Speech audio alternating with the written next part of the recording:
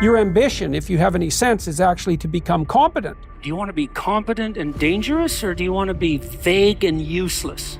It is definitely the case that there is no more exceptional form of the capacity to be dangerous than to be articulate. And so it's a moral endeavor in some real sense. To become articulate is to become the master of your own tongue. It's good for you to go take your place in the world. Have some ambition, have a vision, have a goal, have a strategy. Try to be a good person, not because it's your duty precisely, because that's the proper way to live. It's from the uphill climb that we derive our value, and I mean this technically. So almost all the positive emotion we feel, especially the emotion that fills us with enthusiasm, and that's experienced in relationship to a goal. And so in some sense, you want a goal that you can never attain. So you can always move closer to the goal that recedes as you move towards it. You think, well, that's frustrating. It's like Sisyphus pushing the rock uphill. But it's not, because as you pursue that goal, you put yourself together and your life does get better and richer and more abundant. And that's why the highest levels of virtue and goal are in some sense transcendent. You want them to be above everything you're doing so you can continually move towards something that's more sublime and better. That's what you are. You're here to live, not to sleep.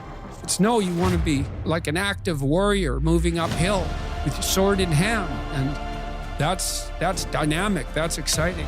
People are built for a struggle, and they're built for a weight, and you want to take on a heavy burden voluntarily. See if you can put yourself together.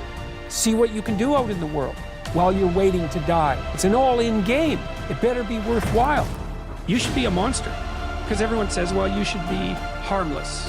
You don't want to be too aggressive. You don't want to be too assertive. You want to take a back seat.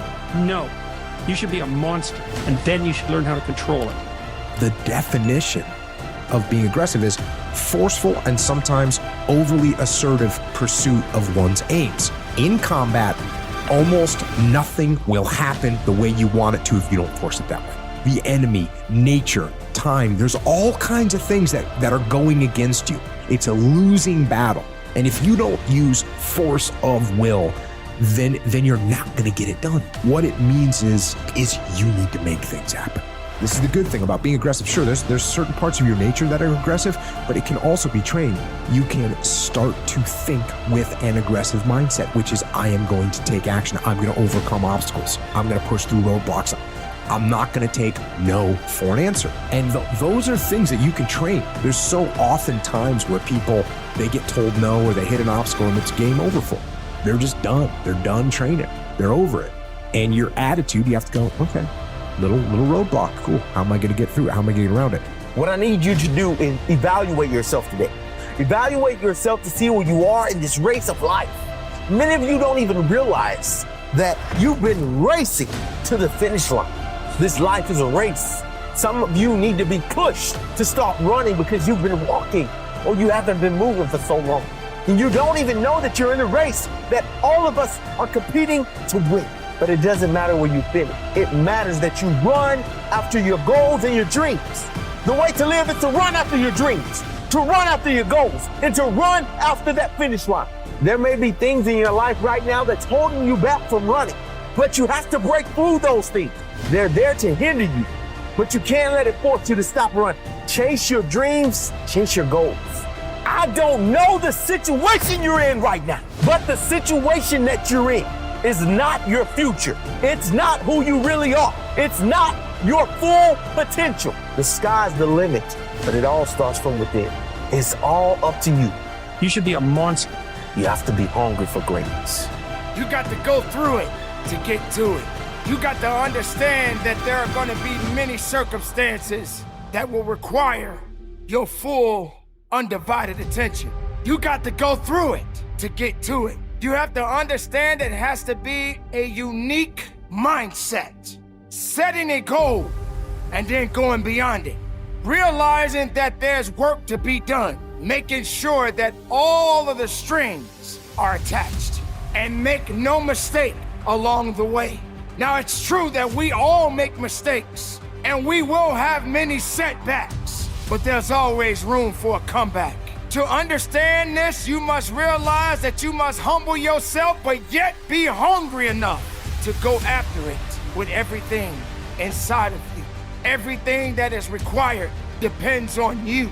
having the mindset that regardless of anything that is around you, that is surrounding you, that is trying to drag you down, you must have the mindset.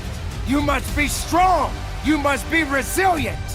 You must be driven. And you must be able to take whatever's coming at you. What do you do with the part of you that's aggressive and potentially malevolent? Do you just crush it? That's the superego response in some sense. Do you just put it behind you, so to speak? Is that a possibility? Or do you admit to its existence and bring it into the game? For Freud, in some sense, morality was superego clamping down on the id, and they were fundamentally opposed. You should be able to do things that you wouldn't do. That's like the definition of a genuinely moral person. It takes a dangerous mind to want more in this world. You have to resist. Every pull, every push, every pressure to be normal. Dangerous minds enjoy it. Stress is peace. Chaos is fuel. Life becomes a game of doing the impossible. To play, you shed the current version of yourself over and over and over. Most can't handle those regular little deaths. You dance on the line between genius and madness. And you realize all that matters is making the dance last forever. You know what happens when you get men who just act how they feel? You get school shooters, you get violence, you get rapists. Men who do not control their emotions are dangerous. If you find a man who is stoic, he's not going to hurt people. He's going to sit and think about his actions very carefully, and he's going to be a good man who protects and provides for his family. It's very helpful for people to hear that they should make themselves competent and dangerous and take their proper place in the world, because it's the alternative to being weak, and weak is not good. Those who have swords and know how to use them but keep them sheathed will inherit the world. That's a way better way of thinking about it. There's nothing to you otherwise. Like, if you're not a formidable force, there's no morality in your self-control. If you're incapable of violence, not being violent isn't a virtue. Capacity for danger and the capacity for control is what brings about the virtue. Otherwise, you confuse weakness with moral virtue. I'm harmless, therefore I'm good. It's like, no, that isn't how it works. That isn't how it works at all. If you're harmless, you're just weak. And if you're weak, you're not going to be good. You can't be, because it takes strength to be good. It's very difficult to be good. A traditionally masculine man does things he doesn't feel like doing because it's his duty to do them. Not because he feels like it, because it is his duty. We're now teaching the new generation of men that they don't have duty, and they can just act on their feelings and act how they feel, and they don't have to act as a man should. You know how you get mentally tough? It's a lifestyle. You don't want to go run, you go run. You don't want to go swim, you go swim. You don't want to study, you study. That's how you start to callous your mind. It's not going to be fun. Do something that's every single day of your life. That's how you grow. Be a dangerous man. You can't be a good man, a fully good man, if you're not a dangerous man. It's okay, be dangerous. Now, being dangerous is not being a threat. They're two different things. To be good is to do good to people, and sometimes doing good to people is protecting those people. Often the most dangerous man in the room is the quietest man in the room. And it's not about going out and lifting weights and getting a bunch of tattoos and wearing leather jackets and walking around with your chest and shoulders up, hulking around saying, I'm dangerous. That's very rarely is that a dangerous man.